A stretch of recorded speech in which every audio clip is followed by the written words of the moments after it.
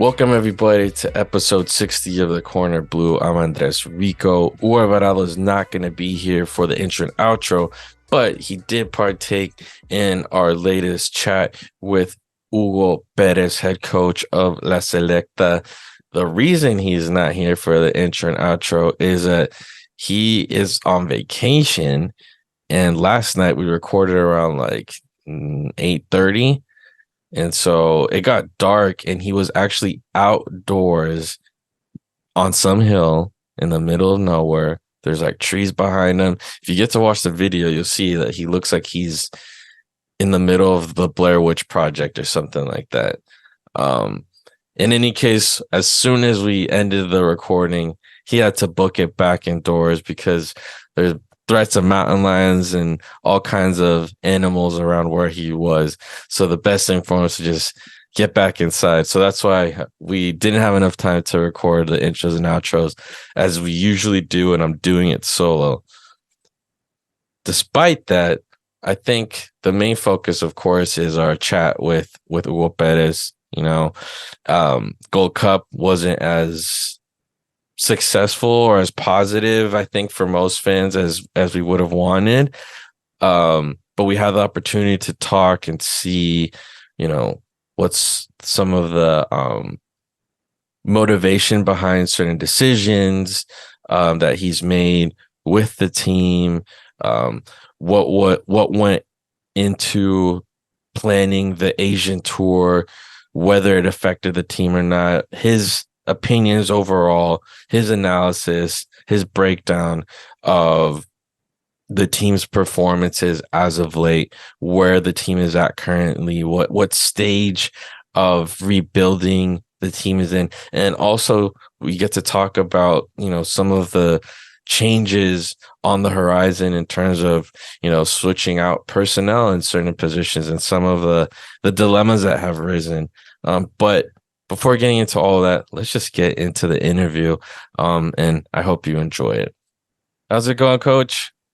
I'm good, thanks. How about you guys? Good. Hugo's out and he's practicing for a role in Blair Witch Project 5. That's good. In El Rancho. So how are you? What have you been up to? What game did you go see? Went to see the game that Locomotive Okay. against the team from Monterey Bay. Okay. So And then the team that Wadmed is on? Yeah, and then the other game was Tamacas on Wednesday. Nice.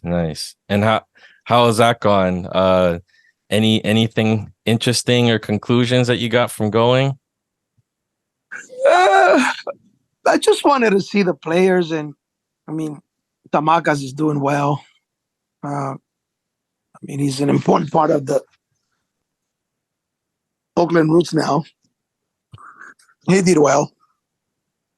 And I wanted to watch the other two players, Walmer and Calvillo.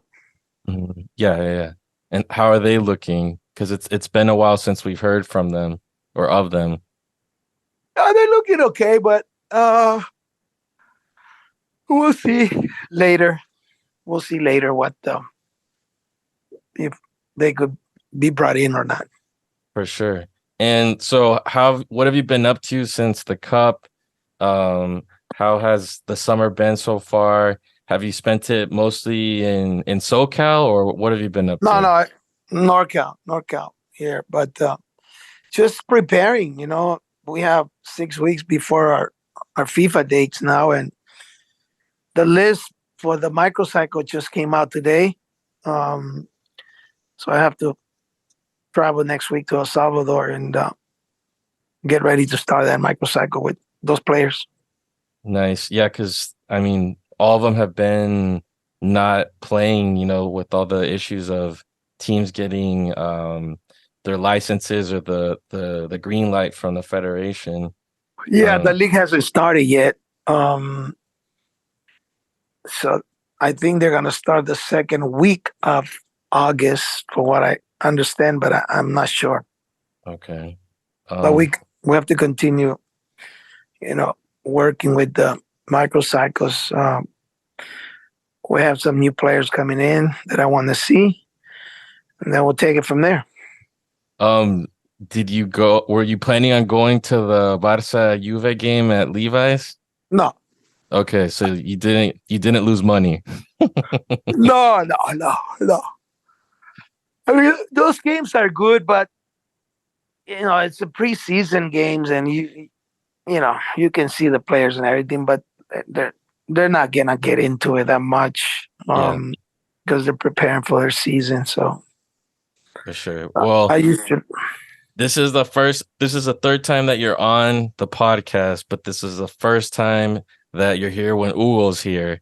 So this is definitely a first. I'm glad it all worked out. And again, thank you for taking the time to chat with us. I've been trying to avoid being part of the episodes where El Profe's on because I don't want any any conflicts. I'm just joking. No, it's always good to see you, Profe. And well, glad that I could make it this time to be part of this and get your insights. After two Gold Cups, heading the national team.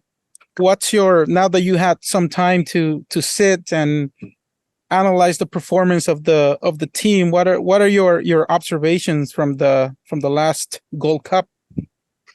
Well, first of all, I think the last Gold Cup was different than this one because if you remember the last Gold Cup, it was the COVID issue still, and we were supposed to play Curacao, and then Curacao was sick. Most of the players they couldn't make it in. Guatemala was already out.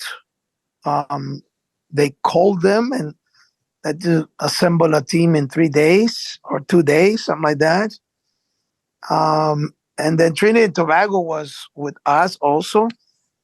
Um, but I think comparing the first one to the second one, I think the second um, Gold Cup in the group we were in was more difficult because you had Panama, which I think is the best one right now in Central America, and then you have Costa Rica, who had just come from a World Cup. So people get confused sometimes. Uh, we did well in the first one, and I thought this one, um, the second one, I thought that the game against Martinique was the the point where I think maybe that was the main reason we didn't qualify. Because if we would have won and tied the two games, we go through. Um, but unfortunately, we did not have a very good game. We and looking at the game, I mean, the game cost us the first 15 minutes. Then we couldn't score. We had created chances, but we couldn't score. And then Costa Rica and Panama, I thought our players did well. And you're talking about two countries that uh, I know in the octagonal we beat Panama at home, but we lost against Costa Rica both times. So I felt that there were a lot of positive things that we did, even though people were complaining in El Salvador that we haven't won for a year, and it's true we haven't won for a year a game. Um, but when I look at the performance of the team and the players, and then you take into account the Asian trip, uh, even though we didn't go through, I thought we did a lot of important things. But the problem is that when I say we did a lot of important things, um, you have to look where we were last 2 years and where we're at now, and what we're doing now and where we're going. Um, because I think before going to this Gold Cup, I said, it's going to be good if we measure ourselves against these two teams because we're going to be fighting with them next year. And I thought we did well in the sense of competing with them. We need, obviously, to win. And I think that's important. We all want to do that. But it takes time. And sometimes people don't understand in our country. But Overall, I think that we're taking some big steps, important steps.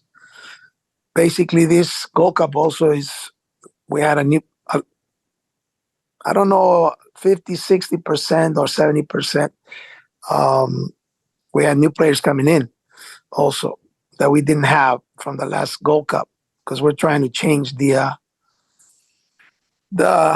perspective of the players that were there before and now the ones that are coming in and the ones we feel we want to get them ready for next year in June when we start qualifying. Quick question. In terms of the camp in Asia, do you feel that it affected the team heading into the match with Martinique in terms of just, the logistics, recovering? Did that play a factor just because the team just seemed kind of flat that first half at least? Look, it's hard for me to put that as an excuse because going into that camp in Asia, we knew it was going to affect us because you're talking about 15 hours difference, okay? And especially in our traveling and sleeping and all that coming back. Then the weather, it was pretty humid and hot in Florida. But I don't want to put that as an excuse because I still feel that those two games, even the one we lost 6-0, those two games, I think, are going to be the most important games that we played this year. Because the quality of the both national teams and their players is very, very high. Both teams did well in the World Cup. So I always say that because it happened to me when I was playing with the national team for the U.S. We had to take those long trips, and sometimes we had to adjust to everything. But the important thing was competing against those type of players because when it came to the World Cup, especially for us in the U.S., we were ready. We didn't have any issues anymore competing against the best in the world. In our country, honestly, we lack that. Our players don't play those type of games every Sunday. And so in your perspective, do you feel like having that type of marquee of matches is ultimately better than, let's say, playing that fourth match in the Gold Cup and not necessarily moving on forward, since that's been the tendency? So it's like you were putting the chips on trying to get rivals like Korea and Japan? Yeah. I mean, both are important. Don't get me wrong. But the importance of playing against top teams in the world, top national teams, you don't get that every day. And then obviously we wanted to do well in the Gold Cup. We wanted to go through the next round. There's no question about that. But I cannot dwell on saying, well, we didn't go through because we went to Asia and we couldn't adjust. No. We didn't get through because we didn't play well the first 15 minutes of the first game. And that's the reality. And I don't excuse that. Then after that, we picked it up. We did things that I felt could have gotten the victory. We missed a penalty kick. We missed chances. But that's part of the game, and we're not going to excuse that. But those two games that we played, I don't think a lot of our players are going to be able to play those two games against those type of players probably in their life. So I think it was important for us to go, even though maybe, like you said, maybe part of what we did in the first game didn't help us because of that. But I don't want to put that as an excuse. Yeah, no, I see it more as like an observation, just because traveling, like you said, on anyone that's not an athlete, it takes a toll. So I can only imagine, making that type of transition and having to perform. And look, I think when we got to Florida, there were 9 players that got sick. They had the flu in their stomachs and throwing up. And so, but, at the end, I don't want to sound as an excuse. We just got to live with that. And I did say, you know, going into the Gold Cup, I mean, look, let's be honest here. The reality of us, okay, and this is why people sometimes in our country don't understand that. What is our goal? Okay. And the main goal right now is trying to see if we can fight for us the 3 spots direct for the World Cup. And that's the goal. And I'm sorry if anybody else doesn't understand that in our country, but that's the goal. Okay. Doesn't matter if I go to the second, third round of CONCACAF and then I'm out of the World Cup. It doesn't make any difference. Now, every tournament we take it serious because it's part of our preparation. But the ultimate goal is how are we going to be in a year in June when we start qualifying, and that's important. And how do you handle kind of all these variables? Because being a national team coach definitely looks different than if you were a manager at a club, or in other sports, like let's say baseball, basketball, the seasons are long. You can have those streaks, but you can recover from them, right? But in a national team, everything is just so compact. How do you think you're going to handle, trying to find the right parts?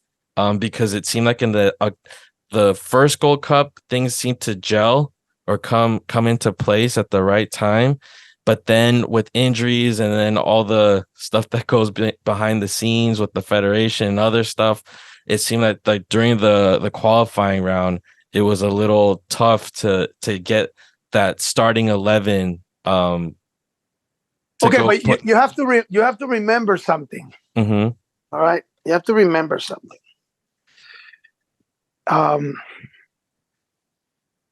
We got into the Nations League and to Gold Cup directly. In other words, the results we got against Granada and then the U.S. got us through to the Nations League and direct to Gold Cup. Okay. The last time, 3 years ago, we had to go fight all the what do you call it? All the islands. I mean, a lot of the islands. If you remember, we went to, I think, 2 or 3 processes of competing against the islands. This time we did it straight. So I think for me that was positive. Mm-hmm. The only problem that I see, and I think right now we're trying to figure out and trying to see if we can have a plan for our players, is we noticed that in most of the games that we play this Gold Cup, we were a little bit tired with 20 minutes to go, 15 minutes to go. And that's something that we're monitoring right now to see how we can help our players, especially the ones that are in our country. Because if you want to compete, you're going to have to play more than 90 minutes, especially when you play against teams that are more physical than you. They have more endurance than you because most of the players play outside the country. So we're trying to, we looked at all the games and we analyzed them, and we see that our performance as far as pressing and running off the ball and trying to attack more in the last 15, 20 minutes, it comes down. And that tells you that our players are not 100% fit. And the issue is that we need to find out how we can help them. We already have a process that we're going to do with them, with the ones in our countries to help them. Hopefully it'll work out so that way we can be more prepared.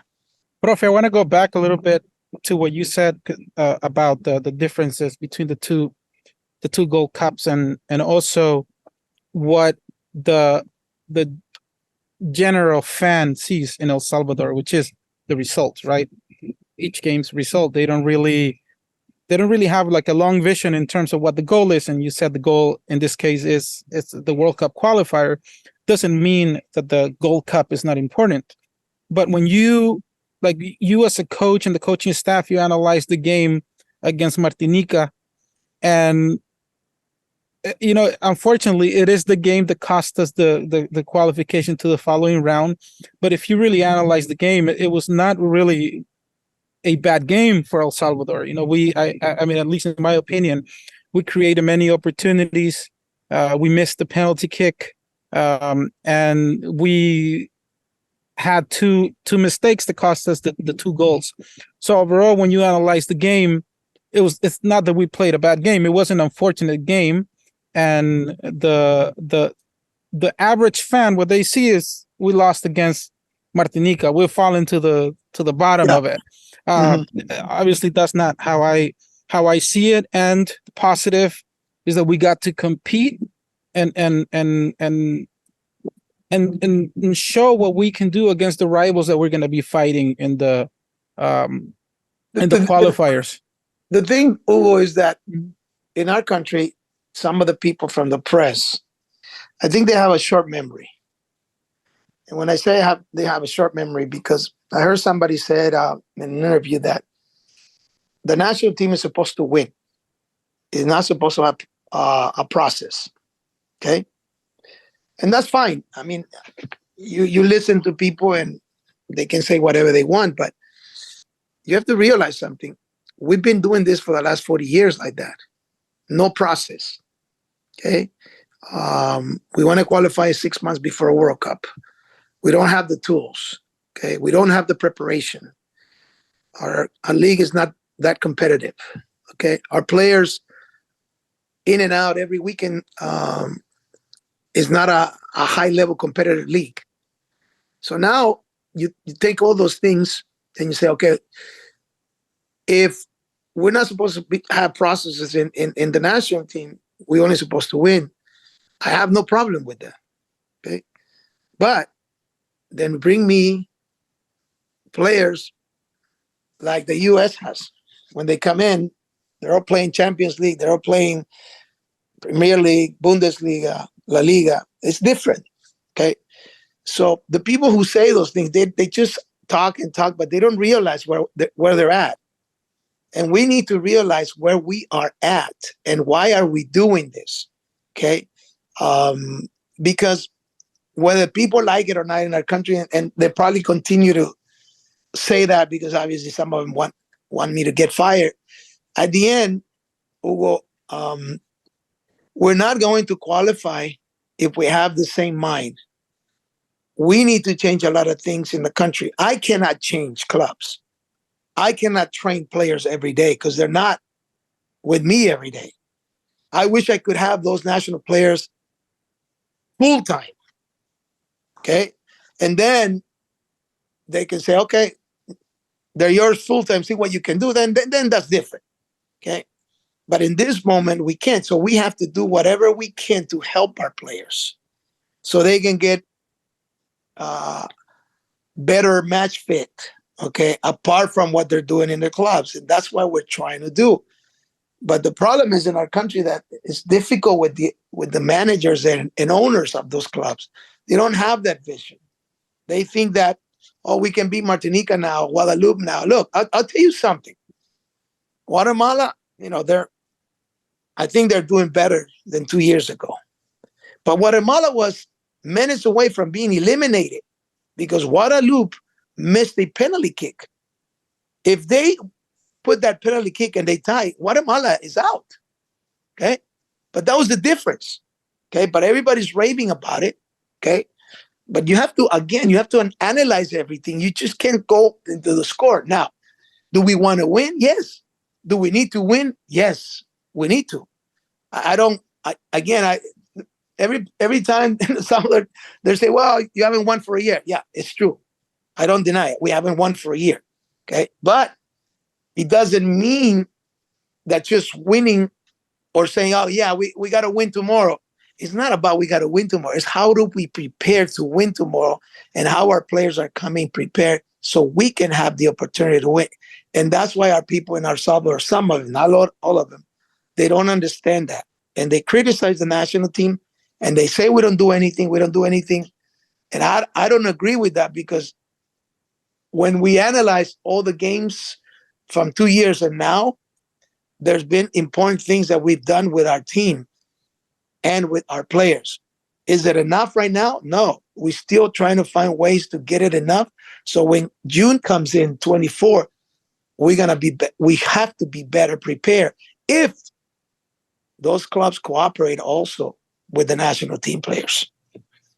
Exactly. I mean, the results of the national team are not going to be only what Hugo Pérez can do in the national team. I think that the results of the national team are they're a result of the environment and the whole infrastructure. And for a lot, I think the part of the reason you get all the criticism that you get is because, unlike other coaches, you've come and you said the reality of things. And I think that the biggest issue, and I've seen it with the work that I do with finding players, where people say, ese jugador de la USL es amateur. and I just listen to them, and they said, no, well, you should get players from Spain or England or Germany. I wish I could find players in Germany and England and Spain, but we don't have them. So Exactly. So what is our reality? Our reality would be the local league. Mhm. How does the USL Championship compare to the local league? Because that is our parameter. And when I look at that, I see that in many ways the USL is way ahead of the teams in the local league. So I think there is a big problem where there's an issue with actually accepting what our current reality is, and the easiest route is to blame the coach. Yeah, it's true. And look, unfortunately, they've been doing that for the last 40 years. Okay. And I'm always asking this question. Okay, if that's the way for you guys to think, and you think that's the way to do it, how come we haven't qualified for a World Cup? Take me out. Okay. If that is the way that they think that El Salvador is going to qualify, how come they haven't done it for 40 years? Okay, because, hey, one thing is for you not to do it in 10 years, but we're talking about 40 years. Okay, you're talking about 3 or 4 generations of players, a system, an infrastructure. And it is worse now than it was when I retired over there, talking about 25 years ago. Okay, so my point has always been, look, before you start criticizing, because look, they almost tell me, how come you don't accept the criticism? I do accept the criticism, okay, but the criticism has to come with the right answers. Okay, we're bad, we're not good, we can't score, we haven't won in a year. Okay, perfect. If you're the coach and I tell you that, okay, and I come out in the press and I tell you all that, if I am somebody who understands, I can criticize you for that, but then I can ask you, what is it that you're doing? Okay, how come we can't score goals? How come we're not winning games? Okay, let's go back. What is it that we're working on? I always tell all the press guys, come to the practices, come to the microcycles, come and see what we do. Because then you can say, okay, this guy works or he doesn't work. Did you see the interview this past week about the assistant from Costa Rica? He said that they didn't do anything. And this was one of the assistants. Yeah. Okay. Now, I wish all these guys that criticize me would come every day for the Microsoft and see how is it that we're working. The game that we lost against Martinique, okay, we went through the whole week saying these guys in transition are fast, okay, and some of them are skillful, 3 players. We make sure that tactically we're set up properly if we lose the ball. What happens in the 2 goals? We're tactically out of position. Now, we worked for that the whole week, right? Now, if we didn't work on that the whole week, then you can say, you know what, this coach sucks. He doesn't work on it, but nobody knows that, all right? Now, our players, I'm not going to blame him, all right? Because if I do, then, hey, what they're going to say? What I need to do with them is show them the film and say, look, we can't do this because we practice this, and that's what's going to happen. and we got better against Costa Rica. Okay, but if you remember against Panama, the 2 goals that they scored is always the same thing. We didn't mark.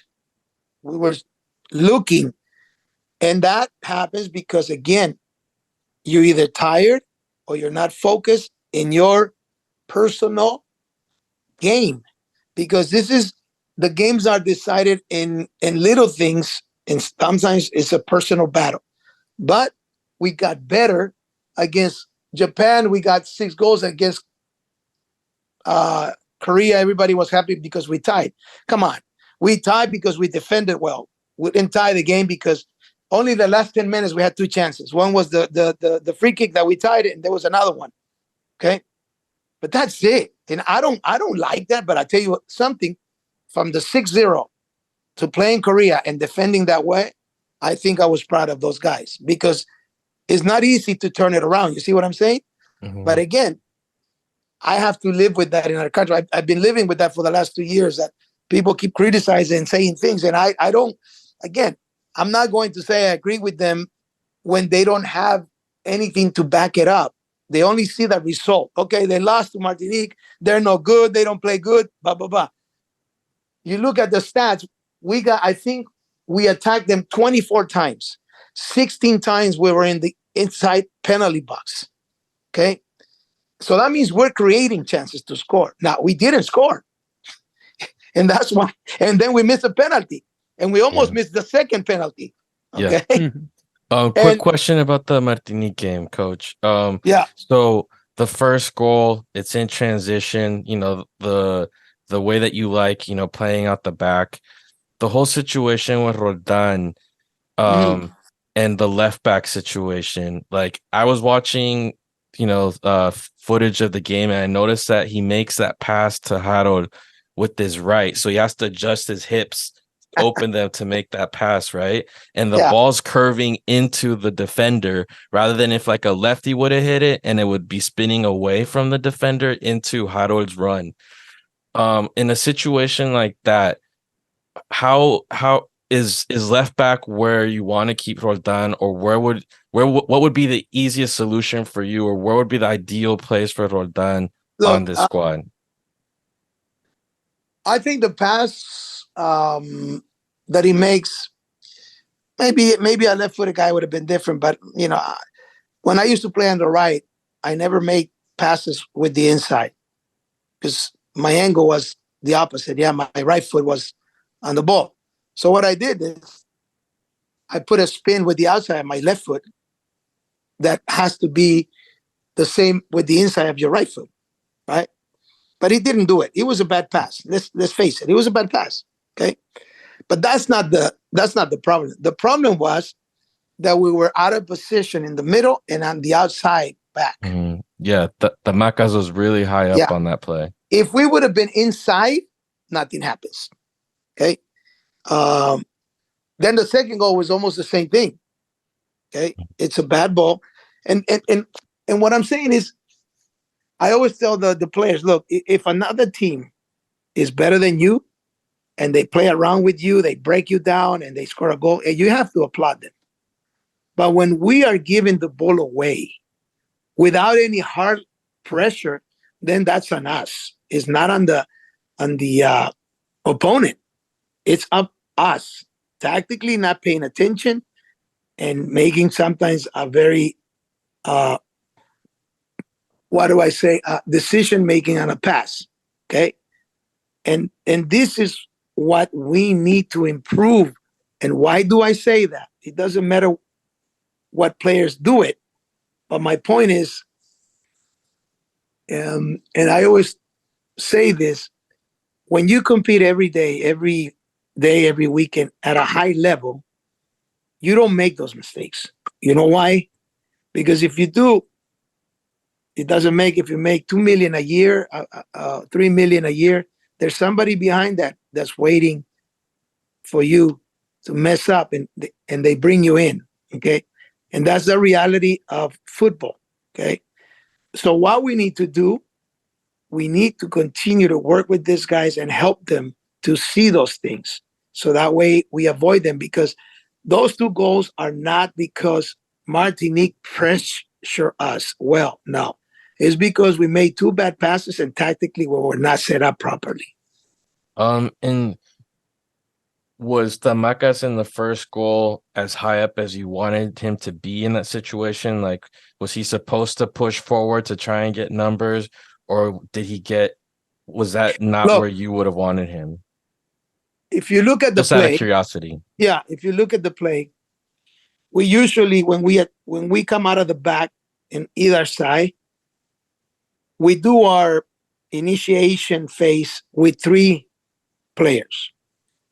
If we come out with the 2 center backs and the left back, that means it's 3 on that side, yeah? That means we're going to play with the left back. That means the left back is what? Higher. That means the right back has to be lower, because you always stay with 3 in the back, right? What happened in the game is Tamacas is high. Roldan is high. Is the one that does a pass, yeah. Okay. Our 2 defenders are alone. Our 6 is out of position. And that's what broke us. That's the bottom line. So every time we come out of the back on either side, if we come with the right back, the left back has to tuck in case we lose the ball. We were out of position. That's what happened. And when it comes to some of the corrections and tactics and tweaking stuff, then you have the game versus Panama and the Brian Hill's goal. Did you guys work different concepts, in terms of playing the long ball, trying to put pressure on Cummings? Was that something that you guys worked heading into that match? Look, we know that, Panama changed their system a year ago. When they played us, they played different. And then I remember they went to the game against the U.S. and that cost them the World Cup. They lost 5-0 or 5-1. Since then, I think they changed their numbers, their system. They play with 3 center backs, 2 outside wingers or 2 outside midfielders, 3 in the middle, and sometimes 2 in the middle and 3 up top. All right. So that means that defensively, they're going to stay 1v1. Okay. They're going to be 1v1 in there. They feel they're good about defending 1v1. So if you look at our first goal against them, we play out of the back to the right side. Okay. So we shift them and then we play back. Our center back plays back to Mario. And when Mario gets it, it's 1v1. Okay. With the center back and Brian Hill. And we've said, look, if you see that they're putting a lot of pressure up top, we're going to try and make him come so they can put us pressure on top. And then maybe we'll find the 1v1. And that's what happened. It was a 1v1. And Brian obviously has more speed and his strength. And that's why we scored. It wasn't an accident. When you play out of the back, that way it's not an accident. Now, if you push everybody up and you just throw the ball, then that's an accident. Hail Mary, yeah. Okay. Yeah, so we had work on those, playing out of the back direct or playing out of the back and breaking lines. Everybody does that. Every team that has an idea how to play out of the back, they always see that. You want to create the 1v1s a lot. And I think that was one of the opportunities during the game that we did it. Moving forward, Profe, one of the other differences in the Gold Cup that we just played, one of the things that happened is that you're also going through a generational change in some key positions. And I've talked about this before because I think that you came in a very interesting time in El Salvador where, you put the team in the octagonal, and then there were players in key positions such as, left back with Larin, Seren, and maybe a couple other positions where we are using new players. Do you think that was also a factor in some of the results that we got in this Gold Cup, where maybe there were some players who are not as well seasoned as Salarin, for example, or a Seren. Do you think that played a role in this Gold Cup with having new players in certain positions? It depends how you look at it. It depends how you look at it. We're going through the phase of changing players, getting new players that are younger, that give us more flexibility in dynamic. Okay. Obviously, when you're talking about Larin has been one of the best players for years in that position. Seren has been there for a lot of years. But I think the way we want to play, we need now going forward a different perspective of a player, okay, that can give us both ways, okay, whether it's attacking, defending. And I put Roldan there because Roldan plays sometimes on the left side, not all the time, with Seattle. Okay, he plays 3 positions with Seattle. Sometimes left back, sometimes right back, sometimes right midfielder. Okay, so we thought that putting him there was going to give us more flexibility in defending because he reads the game well. Now, he didn't attack as much as he does when he's on the right side. Because when he plays in Seattle, Seattle does the same thing. They come out with 3 in the back, and he's way high. Okay, but I don't want to put a blame on that because let's look at that. When you analyze it, did we get beat on the left side on the 3 games? Not really. Except the Panama game where Roldan is the one who's going to close the guy and the guy crosses. If you remember their second goal, okay? And when he crosses, we have 3 players against 1, the guy who scores. So when you analyze that and you say, okay, is it Roldan that was a problem there because, they score? I don't think so. I don't see it that way. Mm. He defended well most of the game. He didn't attack as much as he does in the right side. And okay? I think maybe that's kind of the question that some fans have of like, where would Roldan be the biggest asset or benefit to La Selecta? Since I think in MLS, people are used to seeing him in a different role than sometimes. I think going forward, he's going to play on the right side. Mm-hmm. Yeah, he's either going to play right back or he's either going to play in the middle. Because if you remember the game against Panama, he hadn't done a lot going forward, and we put him the last 15 minutes there, and we attack. And he ends up giving the assist to Meyer on the goal. Okay? So we know that he has that. We know that if you talk to Roldan, he'll tell you, I can play there. But we know that he's more comfortable playing on the right side. It's just that at the moment, we didn't have a guy with knowledge and experience on the left side because Larin was out, okay? Mm-hmm. And we didn't want to put Nelson, who's starting there, who needs a little bit more of work defensively to be able to play that position. And if you remember the goal they scored against us, the U.S., okay, in the second half in Orlando, Nelson is too much outside, and he's not protecting the passing lane when McKennie gives that ball. If it's in the passing lane, that goal doesn't get there, doesn't go through. But he was too much outside, worrying about the guy on the outside. You don't worry about the guy in the outside. The outside you can catch and you can make up. The problem is the pass inside where he breaks you 3 or 4 guys in one ball. That's the problem. So we knew that we had to work more with Nelson, and we didn't want to give him that job in the CONCACAF Gold Cup. That's why we put there Roldan. And on the topic of Roldan, I saw an interview that he did shortly after the Gold Cup once he was back with the Sounders.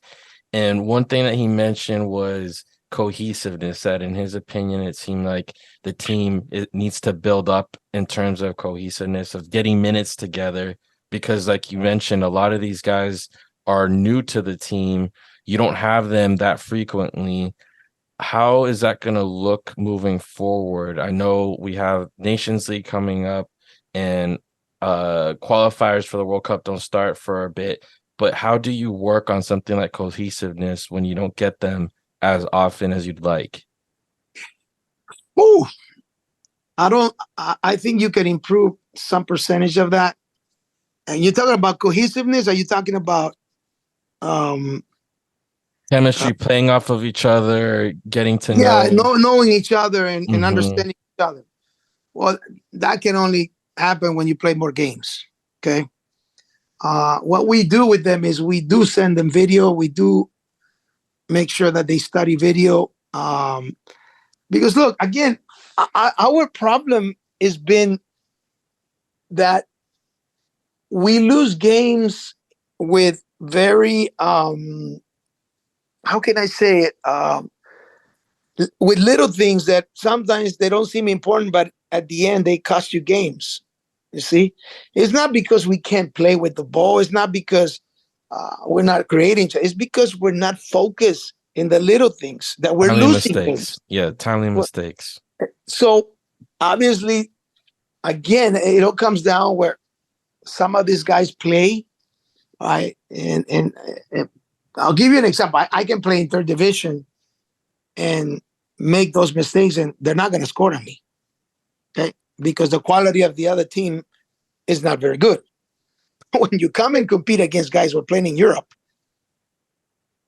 they won't forgive about that. I mean, they're sharp and everything. So what we need to cut down is those little mistakes that we can focus on, so we can have a better chance for us on winning games. And how do you work on that, Profe? I mean, in addition to playing the games like going to Japan and Korea, which I give you credit for taking those risks, because I think it's easy to say let's go play in LA and play against, I don't know, one of the Guatemala. teams in the, I don't want to say No. Guatemala, because I think I don't want it to be misinterpreted, but I give you credit for playing those games, because I think that those games are the ones that are going to make our players grow and go to the next level, because they get to experience what it's like, the speed of play, the intensity of play that those teams play, and they see how a minor error is going to cost you.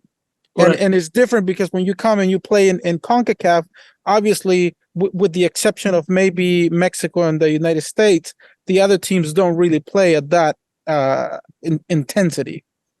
they don't. But look, let me give you an example. For example, I think Jamaica has, I don't know if 12 guys that play in England, okay?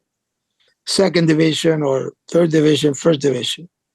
The intensity is different than here if you play in first division, okay? Then you have, let's take away US, Mexico, and Canada. Canada, they're the same thing. Most of the players play outside. Panama plays, I think they have 20 players or 18 players playing outside the country. I'm talking about the nucleus of that team, the starters and the guys that come in. So that makes a difference also, because they're competing day and night every week with good games, right? So now, how do we prepare? And what we do, Hugo, is that in the microcycles, and when we have longer time to prepare with the national team, what we do is we choose topics for every session. If we're gonna do 2 sessions, basically we work in 2 topics. Okay. I'll give you an example. When we were in Asia after the Japanese game, we had a couple of days, and we emphasized in one topic, which was defending crosses. Okay. When you defend crosses, there's 2 things that you do. You defend in a zone, but once the ball comes inside the 18, it's man to man. There's no excuse. You have to find the man that is not being marked, and that's your man when the cross comes.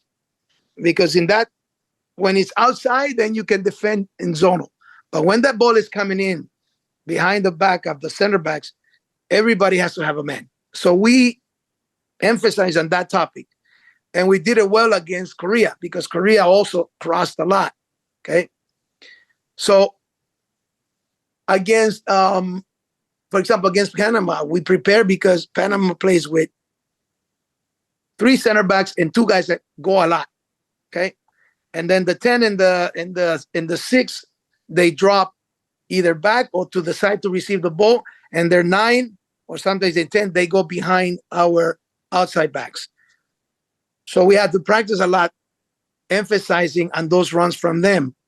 If you look in the second half, we became also, because they were putting people behind our outside backs, we had to bring Christian in. We had done that in practice. We did it 2 days before the game. So he could become the 5th defender. That means now we can guard that guy that goes behind our outside back to guard him. You don't want to have a center back going outside against a winger, but you can have a 6 that can go outside. So we practice that. So what we do in every session that we get a chance is we analyze the games, we analyze the other players from the other team, we analyze their system, and then we start working towards that defensively. And then obviously we have the topic that we have to do offensively. So that's how we prepare. And they get videos, and we send them videos. We look at videos individually, collectively, and also in groups. But it's a process. Look, our players are not used to receiving a lot of information in a short time. Okay, they hardly see any videos in El Salvador. Okay, so it's so little by little we have to continue to work with them. That's why, I mean, I cannot blame the players for sometimes, you know, we lose games and we look at the little things that we didn't do, but it's something that we need to continue to work until they get better. So I got 2 quick questions from listeners. One's from David Garcia, and he's wondering, do you think that the team as it stands currently lacks experience or leadership? I think it lacks intensity and the dynamic. Look, you can ask a science guy and ask him what happens when you start getting tired. Your mind doesn't function the same way. Your reactions are not the same way. Your alertness is not the same way. So that's the first thing we need to attack. All right. We need to be fitter than the opponent, or else we're not going to have a chance. And this is, we have our GPS that we put on them, and we notice how we come down in the last 10, 15 minutes. That's the first thing. The second thing is, if a player doesn't take care of himself and he's not committed to what this is, then he's not going to perform at the level we want. Okay. And we've talked to our players and asked them, look, even if you don't train enough with your clubs, that's fine. We're not going to blame your clubs. But you need to be more responsible. You need to hit the gym twice a week or 3 times when you are not training twice a day. You need to get fitter. You need to eat well. You need to sleep well. Okay. We're thinking about providing some tools for our players so we can monitor their daily workout and their daily life outside the field. So we know what they're doing and see if they're really committed to what we want them to do. If we get that, I think it's going to increase the percentage of us being better prepared. Do we lack experience? I don't know. I always think that knowledge is better than experience. Okay. Why do I say that? We've experienced 40 years trying to do the same thing and we don't get anywhere. That means we haven't figured out the knowledge that goes into preparing a national team. All right. So our players need knowledge. They don't need experience. Look, these 2 games that they play over there, that's experience. Yeah. Now, how are you going to apply that experience coming in September? Knowledge, understanding of what we need to do so we can at least get a good result in Guatemala. And that's the bottom line. And a question from listener Jefferson Morales. What is your favorite American food? A non sequitur. My favorite American food. Look, I don't think I have an American favorite food. I mean, when you talk about here in America, it's like you have Italians, you have Brazilians, you have all kinds of people. What I can tell you is that I like gourmet food. Okay, I'm not too much of a American hamburgers and fries and chicken wings. I don't need that because How it about when you doesn't. were younger? When I was younger, you would find me in LA on Fridays and Saturdays eating tacos from the cart Nice, after nice. the party. And now that you're spending a lot of time in El Salvador, Mhm. um, how's the lifestyle there been? How's that experience been of spending a lot of time there? Because the last time we talked on the podcast, literally we were in the room with your staff and you guys were going over information and video and stuff. And it was right at the beginning, the honeymoon phase, as you called it Yeah. at that Uh, time. But how has that experience been of living over there? Look, when we got there, the country was pretty bad. I'm talking about security. Uh, I think it's gotten better now in the last year. You're more free to go to places. It's more safer. Um, Look, I think I've said this a lot of times in El Salvador. In El Salvador, you have three kinds of people, right? You have the rich people, you have the poor people, you have the middle class people. Now, I admire, honestly, and I always tell the players that I admire the lower part of the country's people there, the poor people, because I think we had 2 years ago we were on tour. We went to play some games with the under 23 national team to different places in El Salvador. Okay, and what I can see is how those people, those poor people, would get up early in the morning, 4 o'clock, 5 o'clock in the morning. They're already, you know, baking pupusas, pasteles, uh, where the buses come and stop on corners. Uh, People with their machetes going to work at the for where they cut cane for sugar. Now, for me, that's the example of a hardworking people. Okay, because look, those people could say easily, look, I don't have much. I'm gonna go steal. I'm gonna go do this. I'm gonna go do that. But you know what? I admire those people because they work hard. They don't know how much they're gonna make that day. They don't know if they're gonna bring food to their children that night. But they're there from 4 o'clock in the morning to about 8 o'clock at night. And I'm talking about in corners, every corner of the country, or whether you're in the capital or outside, those people are working so hard. And I think I said this, those people deserve to have at least, at least the happiness of trying to see if we can go to a World Cup after 40 years so they can have a smile on their faces. See, and that's what motivates me when I see those people, because those are the true Salvadorians. Those are the ones that continue to help our country. Okay. Nobody takes care of them. Nobody cares of them. Nobody talks about them. But those are the ones that I admire. Those are the ones that for me have caused the greatest example since I've been there the last 2 years. No, yeah, definitely.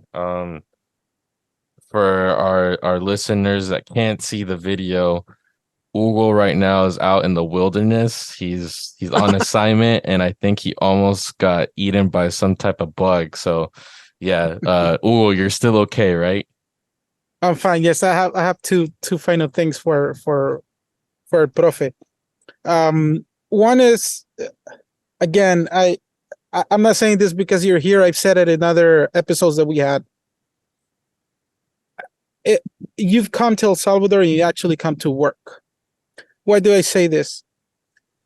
In the past, there's been the criticism about the coach, the senior coach, taking large portions of the time to go on vacation. Mhm. And then they come back to El Salvador 3 weeks before a tournament to prepare the team. Correct. And I'm not necessarily blaming the coach, because that's what They I guess allowed that's them to what that's what they were allowed to do. You've stayed in El Salvador, you work, you ask for the microciclos. People say, but why so many microciclos? Yeah. But then when the other coach was on vacation 80% of the time, it was like, he's just there on vacation earning money. You've come to work to watch games, to ask for the microciclos. So please keep that up. The questions that I have, we're playing Guatemala, which is I can't remember the last time we played Guatemala in We lost. Guatemala. We lost In 4-0. Guatemala. Yeah. 4-0 No, in no, not in Guatemala. Guatemala. We lost That was at 4-0 San Jose. in In San Jose. Yeah. Yeah, no, but I meant in Guatemala in an official tournament. I can't remember the last time we played there. And it could be a very hostile environment. Copa UNCAF, maybe. Yeah, it's been a while. Yeah. But how are you preparing the team for an environment that they have not experienced in a long time? I mean, I know it could be very similar to Honduras, but how are you preparing for the next game? And number two, with the addition of Christian Hill, Brian Hill, we've covered a position that we were looking for a player with those characteristics for a while. Aside from the left back situation, which we already know, where would you say on the field, that area where you're like, I wish I could have a player that could do this that we don't have at the moment? Okay, the first question is, going into Guatemala, we know it's gonna be difficult. But is it more difficult the people who are chanting, or is it more difficult the players who are you playing against? That's a question. Okay. I think Guatemala for the last year, I think they've increased a lot in the sense of how they play. They're more dynamic. They're more physical. They run a lot. They chase you. They're playing better. Just put it that way. Okay. The environment it affects you only if you are not mentally prepared. Because I think when we played in Asia, we had 38,000 and 42,000 people. Okay. And you're playing against some of the best players in the world. Okay. Now, Japan and Korea people, they're nice people. They're not hostile. At least I didn't understand their language, so I don't know. Maybe they're bad. Going into Guatemala, we know how it is, but at the same time, I don't think there's any excuse for us to go in there and be worried in the sense of being scared or doubt. No, we're going to have to go there and we're going to have to go fight, and we're going to have to win our what I call our individual battles. It doesn't matter if they've been playing better for the last year. We're going to have to go there and fight and be hungry to get a good result with people, without people. And that's the bottom line. There's no excuse for us, right? Our players know that, okay? We just got to get them ready to make sure that those 90 minutes or whatever the time is going to be that lasts the game, we're there to fight. And we're going to have to fight with everything, because this is, again, when you look at these games, you're going to run into this the next year. Okay? Home and away, home and away, home and away for the World Cup qualifiers. So we need to start going into these environments and really getting things of our mind, excuses of our mind. Okay, that's why the games that we played in Asia are an example of, okay, I play against some of the best players in the world. I come back now to my level, to my country, to my region. I got to be ready. Okay, there's no other excuse for me to say, well, these guys, they don't have the experience. They have the experience already. They played against some of the best players in the world. So what's the difference now coming back and playing for 3 points in Guatemala? We're going to have to fight. We're going to have to take it to them. It's going to be tough. I'm not saying it's going to be easy, but it's the set mind that you have. Okay. And when you have competed, and that's why I tell you, look, I always tell this story. All right. In 94, before the World Cup, we didn't have a league. The players in America didn't have a league, right? So the federation got them all together in Mission Viejo. And what they did was they travel every month to play tournaments against the best clubs in the world or the national teams of the world. Okay. Every time they played, and you can ask Bora Milutinovic, we didn't win a lot of games. Okay. In those 2 years before the World Cup, we didn't. But the competition against those players, when we came back and we started the World Cup, was the big difference. Okay. Why? Because they knew they could play against those guys, and then coming back home and preparing for the World Cup and playing in the World Cup, it was going to be okay because we already had lived that. Okay. So that's what I tell our players. Yes, people are blaming me in El Salvador for taking him to Asia. That's fine. I'll take that blame every day. Okay. And maybe it cost us the CONCACAF. That's fine. I'll take that blame also.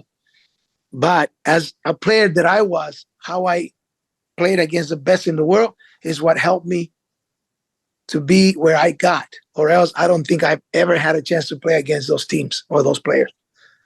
And the second question, look, I hope for September we have a left back that can help us and a number 10. And maybe the center back that you and I have been talking about in Ireland can come in and help us. And I think we'll be fine. So in terms of casting or upgrades or tweaking things, that's where we can expect some changes in terms of the call-ups for the next match? It's either changes or maybe the guys who are there, but it also has to do with when the FIFA date comes in, how we look at the players we're going to bring in, how ready they are, and if they've been playing and if they can do the job on those, at least those two positions, okay? Because the left back, I mean, we have a kid who plays with the under-22, which we think is very good. We'll see how ready he is when he comes into the microcycles this month, and then maybe if he's doing well, we'll bring him in. Nelson's played there before. Nelson has played there before. Then as a number 10, we're looking at a couple players here in America that can maybe help us. We'll see. But those would be the two main spots that, we want to see somebody stepping in and helping us. Really quickly before you have to go, but in the mid, just excuse my ignorance, but in terms of pairing up Narciso with Christian, I noticed that worked in Korea when you had to play more defensively. Mm-hmm. Why was that not the go-to in terms of the Gold Cup? Yeah. Well, because against Martinique, against Costa Rica, we, according to how we saw their style of play, we didn't need it. Against Panama, we tried not to do it, but we had to change it in the second half because Panama plays with 5, okay? And they attack sometimes with 4, with the 2 guys on the outside, and then obviously they're 9 and maybe sometimes the 10. So we had to adjust. And why? Because Christian also, in his old club, he used to play midfielder, but also as a center back. So he can do that because I know that in the second half against Panama didn't have too many chances in that sense anymore. But we really like to play sometimes with 1-6 and a mix of an 8 with 6. Okay, with a number 10 between the lines. That's usually how we do it. But we can play the other way also. I think for me, the important thing about those positions is that first, the two defensive midfielders, they have to win balls. They have to be physical, win balls. And then don't give it away. When you have it, play. Don't give it away. Okay, that's the important thing. Then the 10 has to do a better job in creating chances for our midfielders or our forwards, and him creating chances for himself. Okay. And that's why, I said it in the last press conference, we're looking for that type of player. I want that type of player. I may have found somebody, I won't say the name yet until I see him in the microcycle, because I've been here watching some games in America. Maybe he's the key, but I don't know, because at the end, when you compete internationally, it's not the same when you play in a league. So we got to bring him in. But remember what I said to you. If we can run 95 minutes every game, we're going to have chances to win. And right now, you're at 70, 75. Yeah, if we can't, we don't have a chance.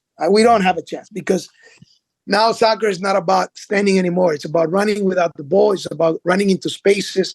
It's about pressing when you lose the ball.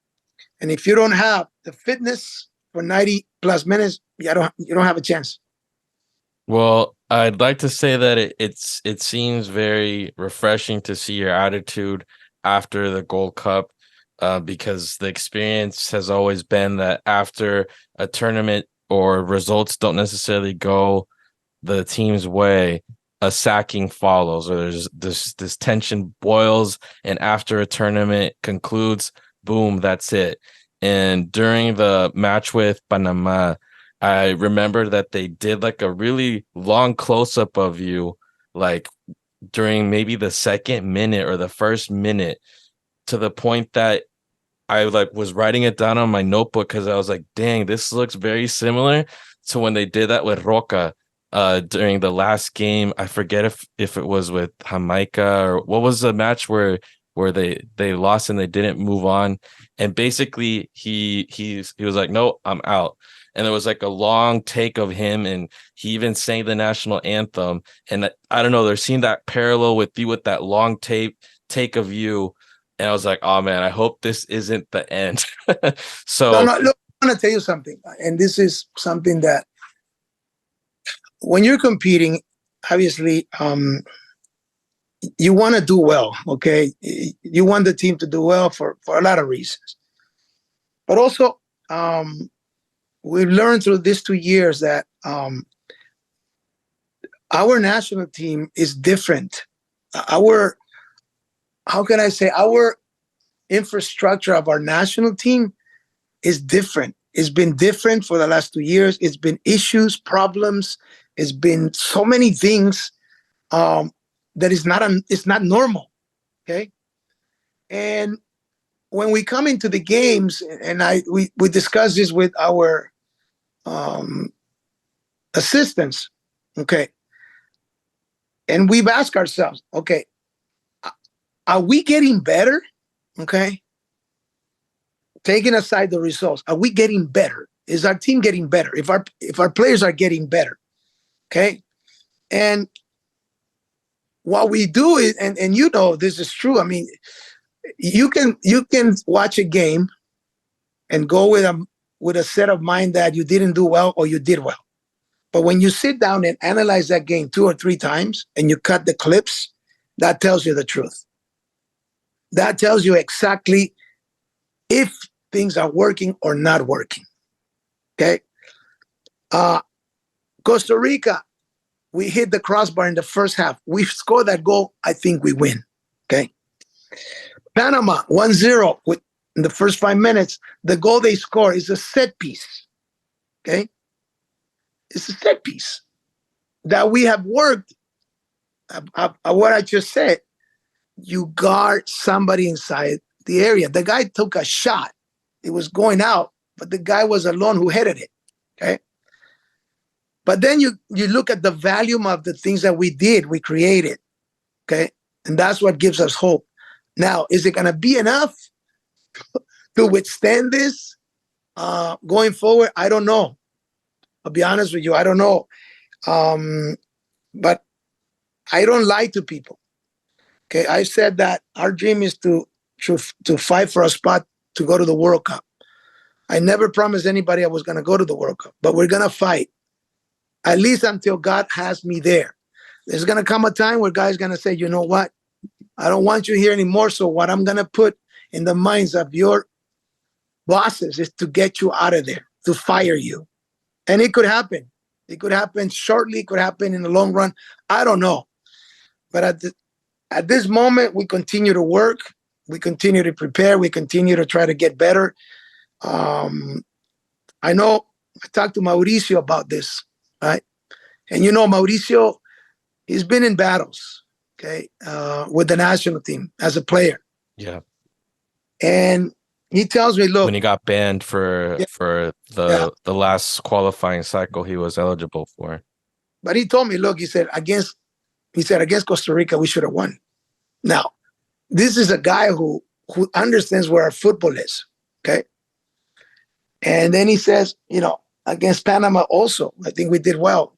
A lot of the things that we did. So it's not just me saying this, okay? But I understand there's people that don't want me there, and they will push for every result that we get, whether it's a positive result or negative result, to get me out of there. But again, I will wait to see what God says, and I just don't want to. I don't want to quit. You see what I'm saying? I'm not a quitter, and then get out and say, we didn't have this, we didn't have that. No, I'm gonna do the best I can until God says it's time for you to go, or maybe we have a chance to qualify. Point taken. No, and that's the point that I wanted to make, that, you know, your attitude is very different than, you know, what happened with Roca and how he was pushed out immediately after a Gold Cup. And so that was so interesting, that long take, you know, because broadcasts will do that, you know, like the first game, there were a couple of shots of you here and there, but you weren't the focus. But that third match, they had two long takes, you know, really close up, like the first 3 minutes, and then they cut with the pass to Mario and then the goal. So it's just interesting how things worked out. It's just, you know, when you're in the sideline, you think about so many things. That's why you need assistance there. If you see me on the sideline, sometimes if I'm upset, it's not because I'm upset with the players. And I don't curse at players. I never done that. I will never do that. What upsets me is that we continue to lose games because we don't pay attention to the little details, okay? And sometimes it does frustrate me.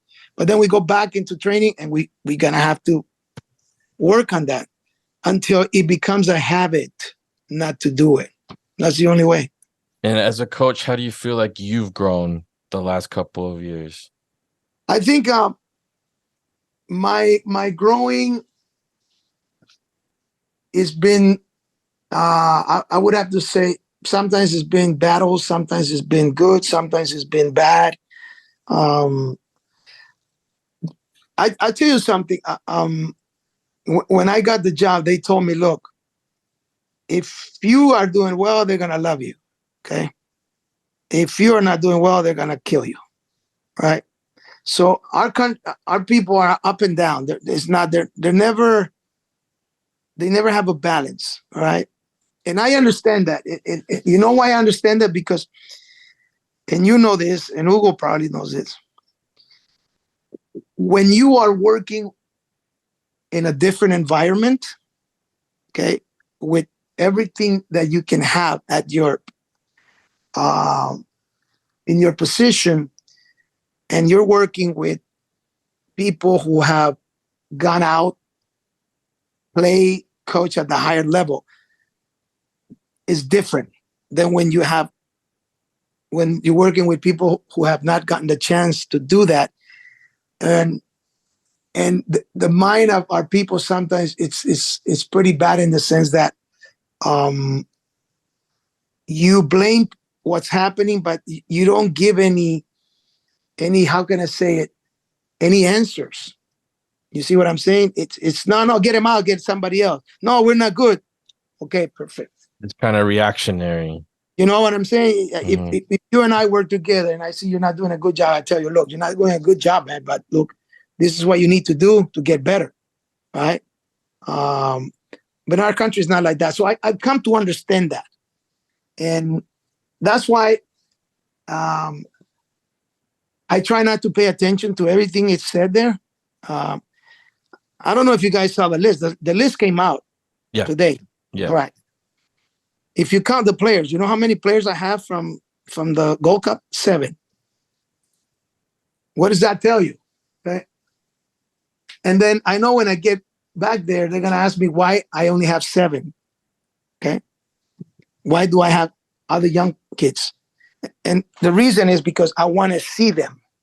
Okay. I want to see if they can move up with us. I already know the old guys. Some I'm not gonna bring back anymore. The ones that are bringing back, also, I have to talk to them about their commitment. If they don't commit to what we're going to give them to work extra, they're not going to be in the national team. I don't care, because I need people who are committed. We need to change the mind of our players to commit. We need to change the mind of our players to be more professional inside the field and outside the field in their private lives also, or else we're not going to get anywhere. And I cannot babysit anymore. Just because you play 10 years and then after a game you do whatever you want, you're still going to be in the national team. No, it's at a higher level. It doesn't work like that. We need to change something. So we'll see. And I know I'm going to get a lot of questions. Why I didn't bring this guy? How come I'm bringing young kids? It's okay. I have a nucleus of players that they're going to be in Fecha FIFA. All right. I know they're going to be there because they perform, and at this moment after the last game, they deserve to be there. Okay. But the new ones, I need to see them. So I don't need to bring 23 old guys anymore. That's why I only brought 7 right now, and see if those 7 are going to work hard and commit to what we want going forward. Google, anything to close out? No, it's been a good chat. Yeah, So no. thank you. And it's getting late. So Yeah, no, thank you so That's much again for taking the time. It's always fun to chat with you. Hopefully it doesn't take 2 more years for it, but I know you're a busy guy and you have a lot going on, but just, the best of luck moving on with the next tournaments coming up. No, thanks for the time you're giving me. Thanks for talking to me, and we'll see what happens in this months that are coming up until November, because November is the last fecha FIFA date for the year. So we'll see what happens, but hopefully we can get better and give at least to our people some kind of happiness.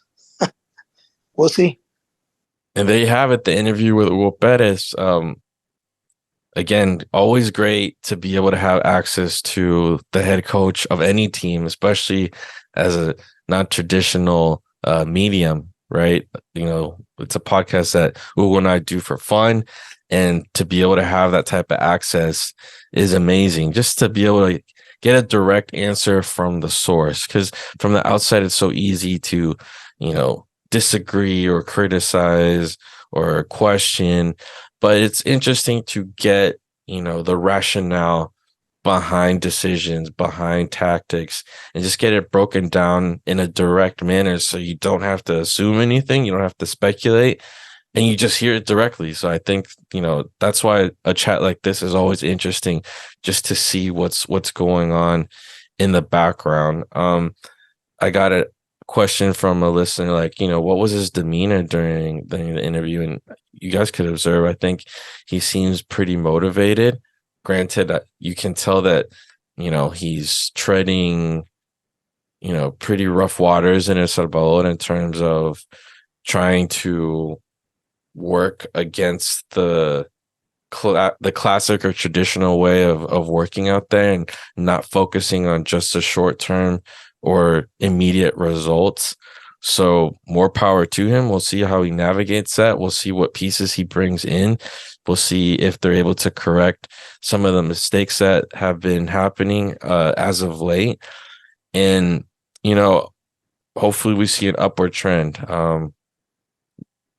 In all honesty, all you can do is just sit back and see how things play out. I think the team is in sound hands considering the work environment that exists in El Salvador. It's not always easy, um, especially in high profile positions like his, when you're open to such scrutiny and public outcry. Um, but working environments that are not easy. Like, for example, a cousin of mine works for a company out there, and that company, and I'm not going to name it, of course, but the company doesn't have any qualms about making their employees signing waivers for overtime to not charge for it, so they don't get compensated, or waivers for benefits. And they know that, if you raise a stink about it or you refuse to, there's a long line of people behind you aiming for your gig. So that's just a little bit telling about how the work environment is there at different levels, even in the professional realm. And, for Hugo Perez to have stuck things out, whether you agree with his tactics or his system, or whether you like him or not, I think just the fact that he's weathered so many storms and has been able to stay and continue and honor his contract out there, I think it says a lot. And I hope that translates into his team, gelling, molding better, and in the long term, playing the long game, ultimately getting results that we all want to see. And so with that, we're going to close. Thank you again for watching, listening, subscribing, sharing. Please continue to help spread the word on the podcast. We're trying to reach as many people as we can. Hopefully you've been able to check out some of the breakdowns of the Selecta vids, something new that I've been trying out. Hopefully y'all like that. Definitely let me know if there's some games or plays that you would like to be broken down, like El Omaso or other things like that. In any case, thank you so much. I hope you enjoyed today's episode, and we'll catch y'all next time. All right. Have a good one.